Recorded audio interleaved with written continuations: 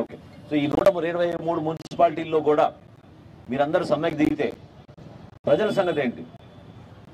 ఎందుకు దీని గురించి వీళ్ళు స్పందించడం లేదు? ఖచ్చితంగా ఆరోగ్యపరమైన సమస్యలు వస్తాయి. ఈ రోజున వాస్తవ పరిస్థితులు ఏంటంటే ఎక్కడ కూడా ఇన్ఫ్రాస్ట్రక్చర్ లేదు, కనీస మౌలిక సదుపాయాలు లేదు, రూపాయి ఖర్చు పెట్టలేదు. వీళ్ళు రోడ్డు పైన కానీ డ్రైన్ పైన కానీ కొత్త యంత్రాలు కొనడంలో విషయంలో కానీ ఎక్కడ కూడా వెళ్ళలేదు. అన్ని ఎక్కడ చూసినా స్కామ్లు. ఏదో ట్రాక్టర్లు కొన్నారు, ఆటోలు కొన్నారు, అది కూడా ఒక స్కామ్ గానే మారిపోయింది. ఇప్పుడు ఆటో డ్రైవర్ల గురించి కూడా మీరు చెప్తున్నారు క్లాప్ విషయంలో.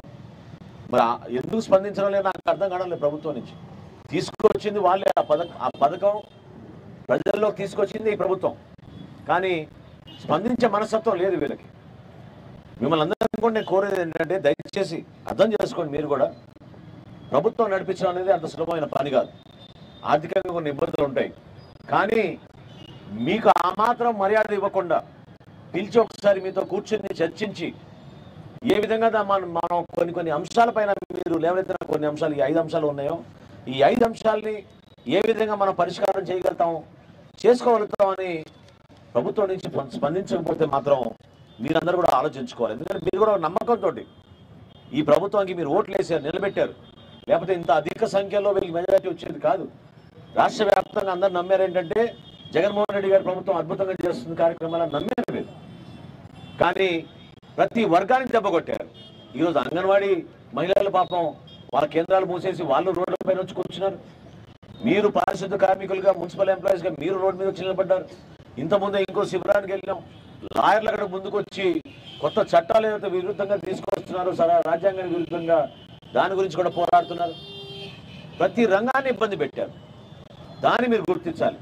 అసలు తెనాలి మున్సిపాలిటీ అంత అద్భుతంగా ఈరోజు ఉండాలంటే రాష్ట్ర ప్రభుత్వంతో సంబంధం లేకుండా మన ఎంప్లాయీస్కి మనం అందుబాటులో ఉండి వాళ్ళకి ఆర్థికంగా బలోపేతం అయ్యేటట్టు చర్యలు తీసుకునే పరిస్థితి ఉండాలి ఇక్కడ మనకి. కానీ వాళ్ళు ఆ మాత్రం కూడా సంక్షేమం గురించి ఆలోచించడం లేదు. ప్రతి కార్మికులకి మనం సోదరుడికి సోదరుమనికి ఏదో విధంగా మన మున్సిపాలిటీ నుంచి మనం అండగా నిలబడగలుగుతాం. మీరు చూశారు గతంలో మీరు పోరాటాలు చేసినప్పుడు ఏదో విధంగా ప్రభుత్వం నుంచి ఇక్కడ ఉన్న స్థానికంగా ఉన్న కమిషనర్ వచ్చి కూర్చొని మీతో మాట్లాడి చర్చించి సమస్య ఉండకుండా మీకు పరిష్కారం చేయడానికి కోసం ఒక ప్రయత్నం ఖచ్చితంగా చేశాం. ఈ అవుట్ సోర్సింగ్ విషయం అంటారా, ఇది డెఫినెట్గా రాబోయే రోజుల్లో సుప్రీంకోర్టు తీసుకోవాల్సిన నిర్ణయం ఇది. రాష్ట్ర ప్రభుత్వం అందులో జగన్మోహన్ రెడ్డి గారు చెప్పిన అబద్ధాల్లో అన్నిటికన్నా పెద్ద అబద్ధం ఇది. ఎందుకంటే మీతో పాటు వాలంటీర్లందరినీ కూడా రాష్ట్ర వ్యాప్తంగా 3 లక్షల మంది కూడా ప్రభుత్వ ఉద్యోగాలు వస్తాయని చెప్పి నమ్మించారు. వీళ్ళని 5,000 రూపాయలతో పని చేపిస్తున్నారు ఈ రోజున వాళ్ళందరినీ కూడా. కానీ సుప్రీంకోర్టు గైడ్ లైన్స్ మేరకు మిమ్మల్ని అందరినీ కూడా అవుట్ సోర్సింగ్ ఎంప్లాయీస్ని పర్మనెంట్ చేయడానికి దానికి విధి విధానం ఉండాలని చెప్పి చాలా స్పష్టంగా చెప్పారు. దాన్ని మీరు అందరూ కూడా అర్థం చేసుకుని మీరు చేస్తున్న సర్వీస్ని, ఎందుకంటే ఇంత కష్టమైన పని పవన్ కళ్యాణ్ గారు గతంలో కూడా చెప్పారు. నిజంగానే పారిశుద్ధ కార్మికులు, అందులో ప్రత్యేకంగా రెల్లి కులస్తులు ఏ విధంగా కష్టపడి పాపం ప్రొద్దులు లేస్తే వాళ్ళ గురించి, వాళ్ళ కుటుంబాల గురించి ఆలోచించకుండా మన పట్టణం గురించి, మన గ్రామాల గురించి, ఇతర ప్రజల ఆరోగ్యం గురించి ఆలోచించి వాళ్ళు కష్టపడతారు. దాన్ని మేము గౌరవిస్తున్నాం. మీకు ఖచ్చితంగా ఆదరించే విధంగా ప్రభుత్వం మారాలి, మనసున్న ప్రభుత్వం రావాలి మీకోసం. అంతేగాని ఏదో ఉపన్యాసాలు ఇచ్చేసి ఓట్ల కోసం లబ్ధి కలిగే విధంగా స్పందించే ఆలోచన అది మానుకోవాలి. తప్పకుండా పెద్దలు చెప్పినట్టు అనేక ప్రభుత్వాలకి ఈ విధంగానే విరమించుకున్నారు గతంలో. కానీ స్పందించేవి ప్రభుత్వాలు పిలిపించుకుని మాట్లాడి ముందుగా మంత్రి గారి సమక్షంలో, దాని తర్వాత అధికారుల సమక్షంలో, అవసరమైతే ముఖ్యమంత్రి గారి సమక్షంలో పరిష్కారం మాత్రం జరిగేది. ఈరోజు పరిష్కారానికి మార్గమే లేదు. అసలు మీకు కలవడానికి కూడా అవకాశం లేదు. ముఖ్యమంత్రి గారిని మీరు కలిసి ఒక రిప్రజెంటేషన్ ఇచ్చుకోవాలి మా సమస్యలపైనని మీరు ఒక ప్రయత్నం చేసినా కూడా ఈరోజు కలిసే పరిస్థితి లేదు.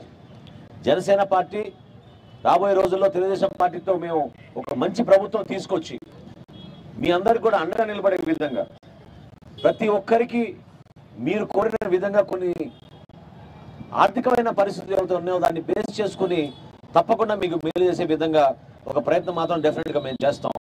ప్రయత్నమే కాదు, నేను మీకు మాటిస్తున్నాను.